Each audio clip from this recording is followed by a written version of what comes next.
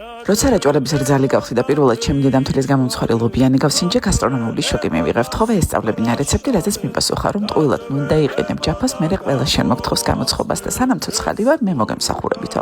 წელს ცნობას ვეღარ გაუძელი, როგორც იქნა დავითანხმე და მაშინვე ორნაბიჯში გავიქეცი ინგრედიენტების შესაძენად, სადაც საუკეთესო ფასად ვიყიდე ლობიოც, ფქვილიც, საფუარიც და კარაქიც. ჩვენ დაგასახარად ლობიოს საღი და სუფთა აღმოჩნდა, მალე მოიხარშა, პირველი წყალი გამოუცვალეთ, შემდეგ კარგად მოვხარშეთ, გავატარეთ მანქანაში და ამის შემდეგ კიდევ ერთხელ ჩავზილეთ ბევრ კარაქთან ერთად. სანამ გულსართი გაცივდა, დავიწყეთ ცომის მომზადება. ლიტრ ნახევარ წყალს დავამატე 2 ჩაისკოვზი საფუარი, 1 ჩაისკოვზი შაქარი, 1 სუფრის კოვზი მარილი და 2 კილოგრამი უმაღლესი ხარისხის ფქვილი. მოვზილე ცომი და საათ ნახევარში გუნდები უკვე მზად მქონდა. გუნდების ზომა შეგიძლიათ თქვენი საცხობი ლანგრის მიხედვით განსაზღვროთ. თითოეულ გუნდაზე მოვათავსეთ გულსართი დაუნანებლად, მოუკარითავი ხინკალივით, მოვაწყვიტე ზედმეტი ცომი და შემდეგ ხილის გულებით ფრთხილად გავიყვანე განზე, რომ ცომი არ გამხეოდა.